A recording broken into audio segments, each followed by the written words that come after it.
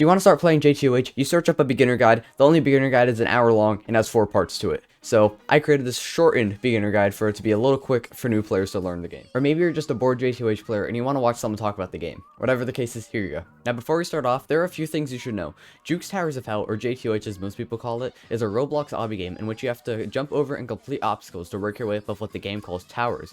These towers consist of 10 floors, besides the ones that don't, and take on many different forms of skill level. It is even worth noting that most towers within this game are built by the community and players that play this game.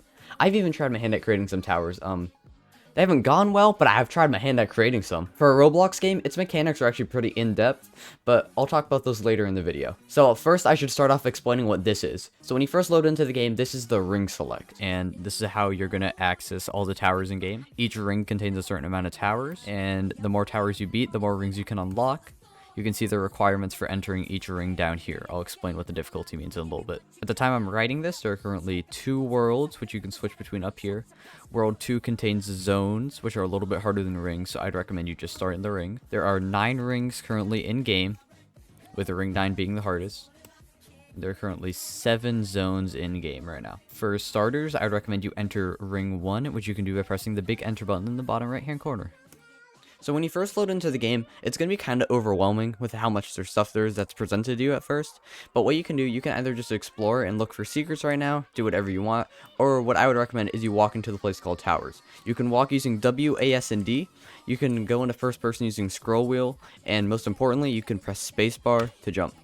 Now before you start going into Towers, you would want to go into settings up here and turn on shift lock switch, which is basically when you press shift, instead of you having to hold right click and move your camera around while your character moves, you can just press shift and your character will turn with your mouse when you move the camera.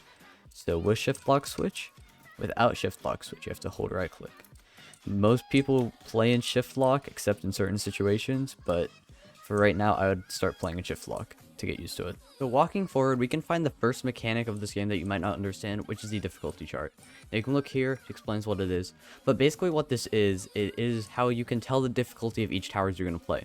You've probably seen this in other bad Roblox obby games, or because they got really popular a few months ago, or a year ago, I don't remember how long it's been. But basically how it works is that down here is the easiest, and as you go up, it reaches the hardest. So green is easiest, white is hardest difficulty. These difficulties are also reflected on the tower portals right here. And how you can tell which tower you're playing are these are the acronyms. So basically, Tower of Killjoy is TOK, Tower of Heck is TOH, and Tower of Anger is TOA. You can see the names of the towers on the portals right here.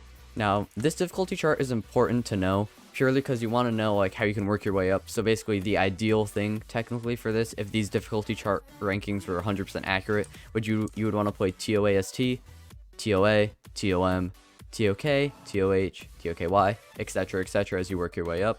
Make sure once you're ready to start a tower, head over to Tower of Annoyingly Simple Trials or the tutorial tower in game. You're going to want to play this tower through it to get you a good feel of the mechanics and how to jump in this game and everything. Want to make sure you do it right. Hey, Editor Pugs here. I just thought I should clarify a few things.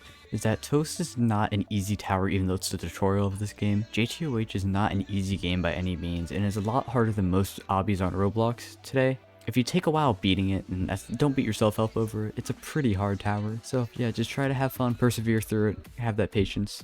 But yeah, enjoy the video.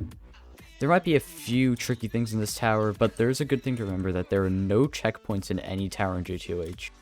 There might be a few exceptions with safety nets catching you if you fall, but in most cases there are no checkpoints. So if you fall, then you're gonna fall all the way down, unless you get caught on like another object or something.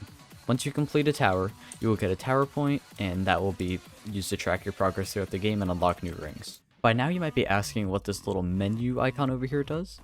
If you open up this menu, you can see your settings, which are just a bunch of little things you can play around with, tune your game a little bit, reduce lag, do stuff like that. We can also click tools, and this is where you're going to get your items. Now your items are what I have at the bottom of my screen right here, but you can earn these from events, and these, some of them like heal you, some of them increase your jump height. They do a whole bunch of different things. Now some items within this game can be used freely without consequences, like for example this trail mix right here which you can buy from the shop.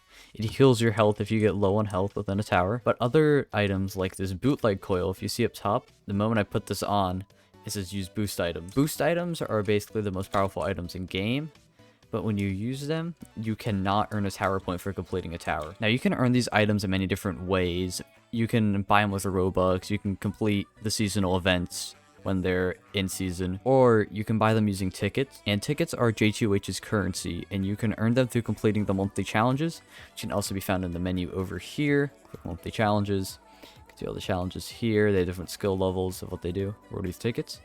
Once you get tickets, you can come over to shops like this one in Ring 1, and you can go and buy either cosmetics for your characters, or you can buy items. Now, some of these items heal, some of these items have different effects in different shops, but every shop is different. Not every ring has a shop, but there are definitely a lot of shops in game, a few hidden ones too. So yeah. Also contained within rings are Citadels and Soul Crushing Towers. Citadels are towers that have 20 floors, but award 2 tower points upon completion. And Soul Crushing Towers are the hardest towers in game. These towers are so hard, barely anyone completes them. There are 4 difficulties of Soul Crushing, which are Insane, Extreme, Terrifying, Catastrophic. There are some above that, but they don't award badges for completing them. Now, these towers I would not recommend doing until you are very comfortable with the game. I myself have beaten about 130 towers, and I've only been able to beat 2 Soul Crushing Towers. And they were the easiest ones in game. Now, after you unlock everything in the game, these Soul Crushing Towers should be what you strive for to beat. These towers are so hard that barely anyone that touches this game has beaten them, but people that have beaten them can say that they are the most rewarding thing to beat once you finally get them. Now, if you find yourself stuck within a ring or zone, and you find there are no other towers that are within your skill level to beat, you can go into the sub-realms, which are hidden within some rings or zones. These sub-realms contain steeples and towers, in which steeples are just basically like they're half a tower, they reward half a point. These can help you unlock new rings and zones faster, and easier without having to beat some harder towers that you might not be prepared for yet. Or you can play them like I do, and I just play them when I'm bored because they're a really good time killer. Now, there's one last thing contained inside each zone or ring. These are called tower rushes. Tower rushes is every single tower, excluding the SCs of a zone or ring, played back to back in one session. These take an insane amount of time, and I don't think they reward badges, but they are a big accomplishment, and you can play them when you're bored. But I would not recommend even trying these starting off. I would wait till you're very comfortable and you've been every single tower in a ring first. Now, that's most of the basic information you're going to need for playing this game. But heck, you don't even need to know most of that information. Just go and jump up towers and have fun. But after those first few towers, you're going to need to start knowing some of the movement mechanics, which I'm going to start getting into now. Okay, so Roblox runs off its own physics-based system. And this physics-based system is terrible. Bad. It is so bad. Be prepared to clip through objects if you fall. Be prepared to hit yourself on invisible walls. Be prepared for anything stupid to happen while playing this game. It makes it kind of fun and really funny to laugh at your friends, but if it happens to you, it can be so annoying. Roblox's physics engine sucks, and you will be taught to hate it. Okay, the first form movement I'm going to teach you is a wrap, which is a form movement where you wrap your character around a wall or object, and you end up on the other side. So what you're going to want to do to perform a wrap is you're going to want to turn on shift lock, and you're either going to want to hold A or D, depending on which direction you're going.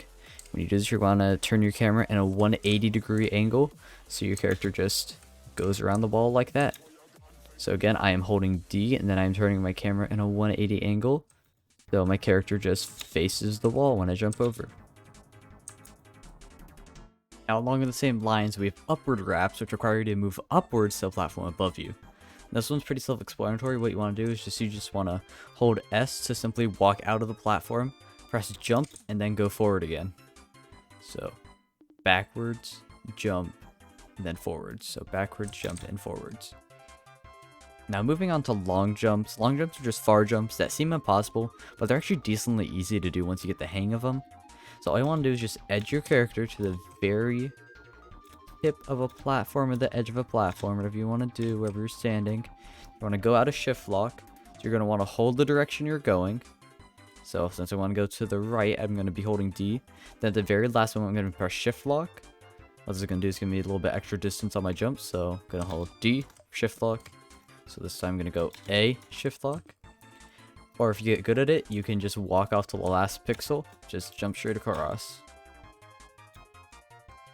Now this is a little bit more risky, but for really far jumps, you're just going to want to go that, and boom. Now you learned how to long jump. Now tightropes are another object in game. that are just, they're kind of a mechanic, they're kind of not. Basically what you're going to want to do for these, you're going to want to go into first person, then you're going to want to go into shift lock, or you can just stay out of shift lock, doesn't really matter. But you're going to want to keep the tip of your cursor right on the tightrope so your character doesn't fall off.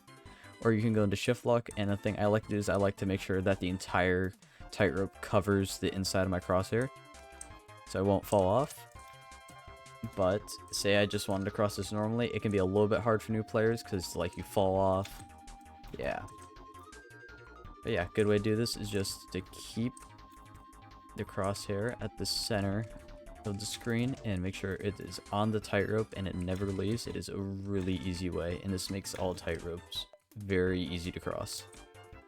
Now this next thing isn't really a mechanic, they're just a part of object you're going to see a lot in towers, which are trusses or ladders, which basically you can hop on them, you can climb up, you can climb down, you can press W to go up, press S to go down, you can press spacebar to jump off, and that's basically the entire thing. But I'm going to teach you a little movement mechanic that you can use on these.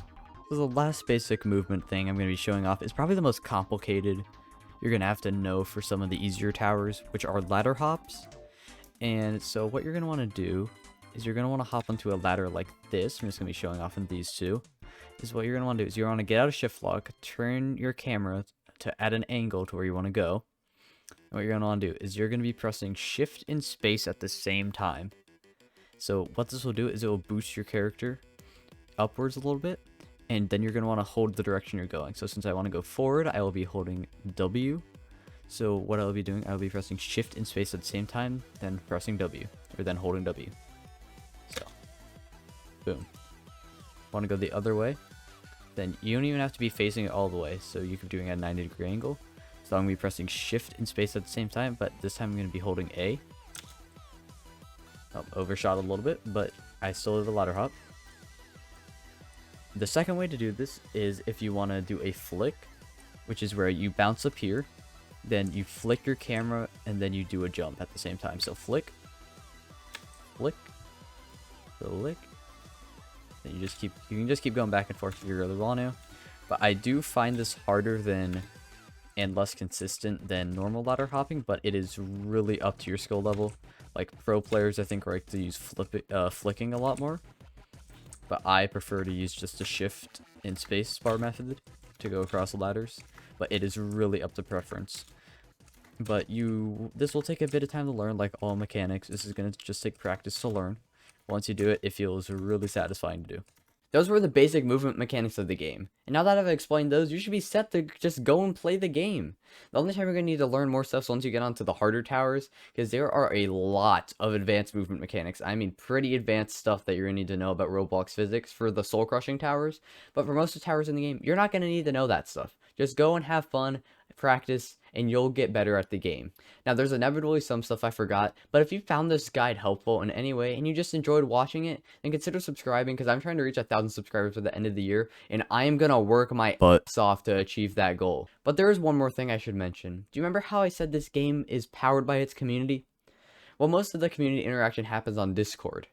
And, you know, the Discord is a horrible place. Do not join it. Do not join it. Do not.